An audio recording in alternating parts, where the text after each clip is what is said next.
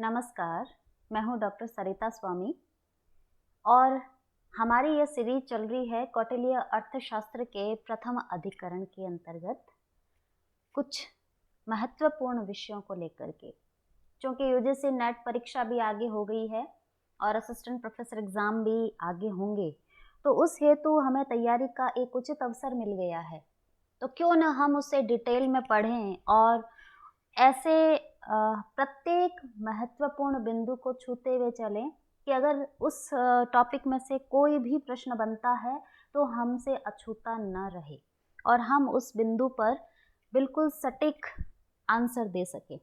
तो उसी कड़ी में हमने पिछले वीडियोस में ये देखा था कि अमात्य की नियुक्ति के हेतु क्या योग्यताएं हैं और किस प्रकार से नियुक्ति उनकी दें राजा।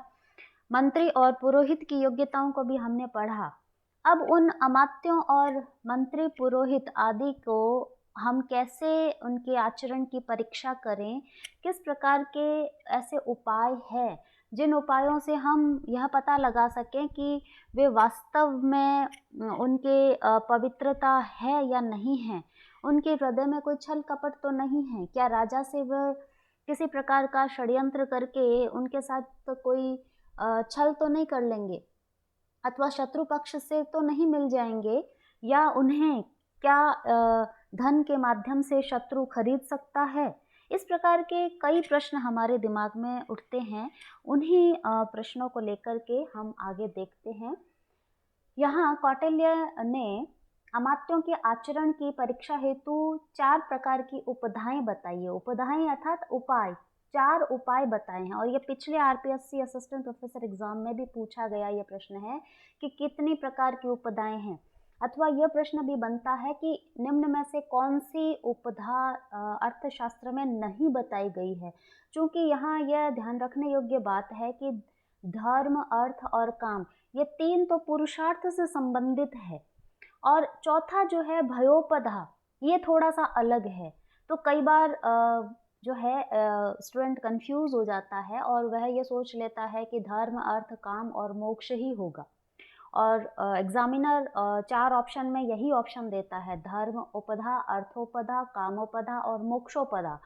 तो इस प्रकार से कंफ्यूजन क्रिएट किया जा सकता है। तो यहाँ यह ध्यान रखना है कि 4 प्रकार की जो उपधाएं बताई है, 4 प्रकार के जो उपाय बताए हैं, वे है धर्मोपधा, अर्थोपधा, कामोपधा और भयोपधा। धर्मोपधा क्या होती है कि ऐसे कोई गुप्त धार्मिक उपाय जिससे अमात्य के हृदय की पवित्रता की परीक्षा की जा सके।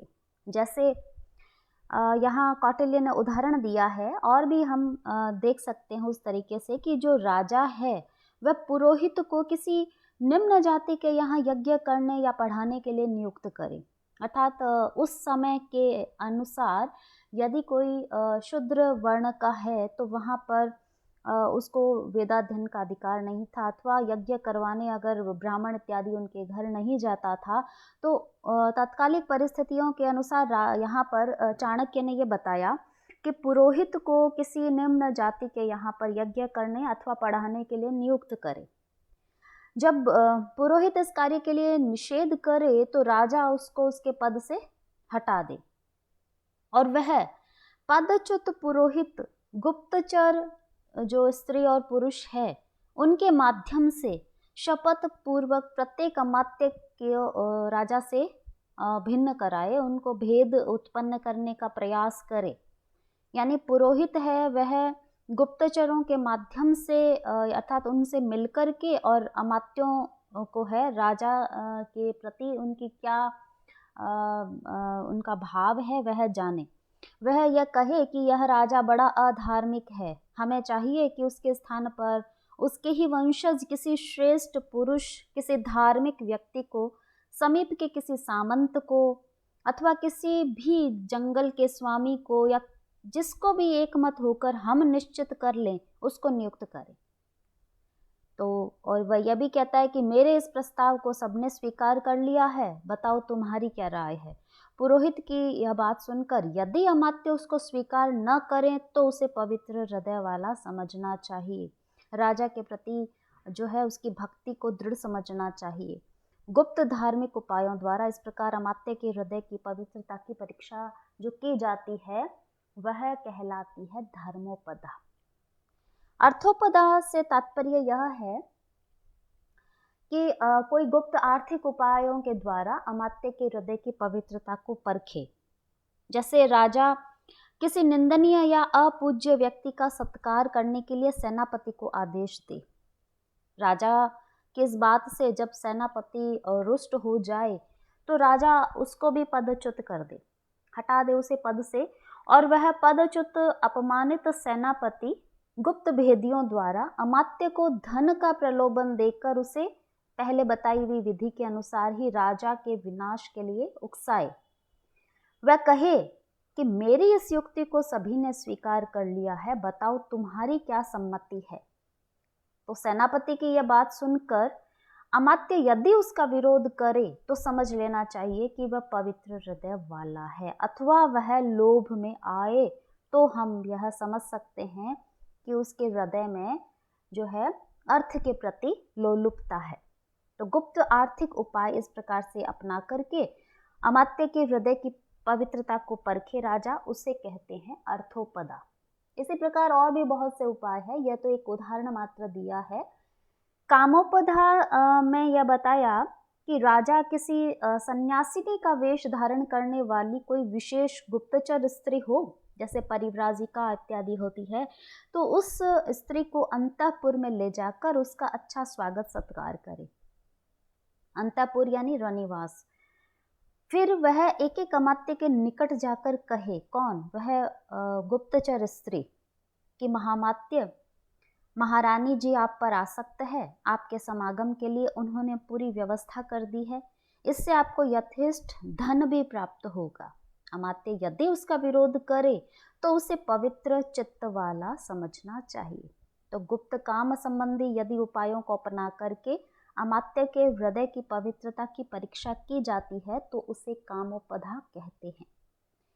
भयोपदा से तात्पर्य है कि ऐसे भय का वातावरण उपस्थित करे, ऐसे भय संबंधी उपायों को अपनाए और अमात्य के सुचिता की परीक्षा करे। जैसे नौका विहार के लिए एक अमात्य दूसरे अमात्य को बुलाए, इस प्रस्ताव पर राजा उत्तेजित होकर उन सब को दंडित कर दे। तदनंतर राजा द्वारा पहले अपकृत हुआ कपट वेशधारी छात्र, छात्र से तात्पर्य छात्र के वेश में गुप्तचर, उस तिरस्कृत और दंडित अमात्य के निकट जाकर उससे कहे कि ये राजा बहुत ही बुरा है, इसका वध करके हम किसी दूसरे राजा को उसके स्थान पर नियुक्त करें। सभी अमात्यों को यह स्वीकृत है, कहिए आपकी क्या राय है। तो अमात्य यदि उस गुप्तचर का विरोध करे तो उसको सोचे चित्त समझना चाहिए। तो इस प्रकार कोई भी ऐसा भय दिखलाकर, ऐसे भय संबंधी उपायों को प्रयोग करके और उसके सुचिता की परीक्षा की जाए तो उसे हम कहते हैं भयोपदा। अब परीक्षित अमात्यों की किस प्रकार से नियुक्ति की जाए और कहाँ कहाँ नियुक्ति की जाए, चूंकि 4 उपाय है इसलिए उस अनुसार ही यहाँ पर बताया गया है कि जो अमात्य धर्म परीक्षा में खरे उतरे उन्हें धर्म स्थानीय अर्थात दीवानी या कचहरी तथा कंटक शोधन यानी फौजदारी कचहरी संबंधी कार्यों में नियुक्त करना चाहिए। यहाँ दोनों ही प्रकार से प्रश्न बन रहे हैं। एक तो यह कि जो धर्म परीक्षा में खरे उतरे अमात्य उन्हें कहाँ नियुक्त करना चाहिए या कहाँ नियुक्ति का विधान बताया गया है। दूसरा प्रश्न यह भी बनता है कि धर्म स्थानीय से क्या तात्पर्य है और कंटक शोधन से क्या तात्पर्य है। तो दोनों ही तरह से हमें ध्यान रखना है, इन शब्दों को विशेष रूप से हमें ध्यान रखना है, इन पर प्रश्न बनते हैं। कंटक शोधन का प्रश्न कई बार आ चुका है। तो कंटक शोधन से तात्पर्य फौजदारी, जो मुकदमे होते हैं उनको कंटक शोधन कहते हैं, और धर्म स्थानीय से मतलब दीवानी कचहरी संबंधी जो मुकदमे हैं। तो जो अमात्य धर्म परीक्षा में खरे उतरे उन्हें धर्म स्थानीय और कंटक शोधन संबंधी कार्यों में नियुक्त करना चाहिए। अर्थ जो परीक्षा है उसमें उत्तीर्ण अमात्यों को समाहर्ता अर्थात टैक्स कलेक्टर और सन्निधाता यानी कोषाध्यक्ष के पदों पर नियुक्ति देनी चाहिए। यहाँ पे पुनः ये ध्यान देना कि समाहर्ता और सन्निधाता शब्दों को पूछा जाता है, इसलिए इन दोनों शब्दों को विशेष गौर करना, याद रखना। समाहर्ता का तात्पर्य टैक्स कलेक्टर और सन्निधाता का तात्पर्य कोषाध्यक्ष। तो जो ऐसे अमात्य जो अर्थ परीक्षा में उत्तीर्ण हो जाए उसको इन पदों पर नियुक्ति दे देनी चाहिए। वो उनके योग्यता के ऊपर निर्भर करता है कि उसके भीतर किस प्रकार की योग्यता भी है, तो उसके अनुसार समाहर्ता और सन्निधाता पदों पर नियुक्ति देनी चाहिए। कामोपधा में उत्तीर्ण जो अमात्य है उनको बाहरी निवास स्थानों अर्थात विहारों और भीतरी अंतःपुर संबंधी रक्षा का व्यवस्था भार सौंपना चाहिए। और भयोपदा में उत्तीर्ण अमात्यों को राजा अपना अंगरक्षक ही नियुक्त कर दे, क्योंकि वह प्रत्येक भय का सामना करने हेतु सक्षम है। तो इस प्रकार से और भी जो अमात्य सभी परीक्षाओं में खरे उतरे हों तो उन्हें मंत्री पद पर ही नियुक्त कर देना चाहिए। यानी चारों परीक्षाओं में, चारों प्रकार की उपधाओं में जो खरे उतरे हों उन्हें मंत्री पद पर नियुक्त किया जाना चाहिए। और यदि कोई सभी उपदाओं में असफल हो गए हों तो ऐसे अमात्यों को खदानों, हाथियों, जंगलों आदि के परिश्रम साध्य व्यवस्था का भार सौंपना चाहिए। तो इस प्रकार से यहाँ बताया है कि किस प्रकार की परीक्षा में उत्तीर्ण अमात्य को यहाँ पर नियुक्ति मिलनी चाहिए। अब सभी पुरातन अर्थशास्त्रविद आचार्यों का यह अभिमत है कि धर्म, अर्थ, काम और भय इनके द्वारा परीक्षित पवित्र अमात्यों को उनकी कार्य क्षमता के अनुसार कार्यभार सौंपना चाहिए। लेकिन आचार्य कौटिल्य इसमें एक संशोधन भी करते हैं कि अमात्यों की परीक्षा अवश्य ली जाए, पर उस परीक्षा का माध्यम राजा स्वयं को या रानी को न बनाए। इसका कारण उन्होंने यह दिया कि कभी कभी ऐसा होता है कि किसी निर्दोष अमात्य को छल प्रपंच युक्त इन जो भी गुप्त रीतियों से ठगा जाता है, तो वो एक तरह से वो हो जाता है कि पानी में विष घोल देने के समान हो गया। कि यह भी हो सकता है कि इन चारों प्रकार के परीक्षाओं से बिगड़ा हुआ अमात्य फिर कभी भी सुधर ही ना सके। दूसरा यह भी रीज़न हो सकता है कि छल छद्म जैसे कपट उपायों के द्वारा ठगे गए कोई चरित्रवान पुरुष है, उसकी बुद्धि तब तक चैन नहीं लेती जब तक कि उसने अभिष्ट को प्राप्त न कर लिया हो, अर्थात अपने अपमान का बदला न ले लिया हो। तो वह अपमान का बदला लेने के लिए वह निरंतर कोई ना कोई ढूंढेगा मौका, और इसलिए यह एक तरह से राजा और रानी स्वयं, अगर उसे पता चल जाए कि वो स्वयं परीक्षा ले रहे हैं तो वह उनसे बदला लेगा। इसलिए वो राजा और रानी स्वयं इस अपने को माध्यम न बनाए, अपितु अन्य कोई भी माध्यम किसी भी बाहरी व्यक्ति को, बाहरी वस्तु को उस परीक्षा का माध्यम बना सकता है और ऐसे गुप्तचरों के द्वारा अमात्यों के चरित्र की परीक्षा कर सकता है।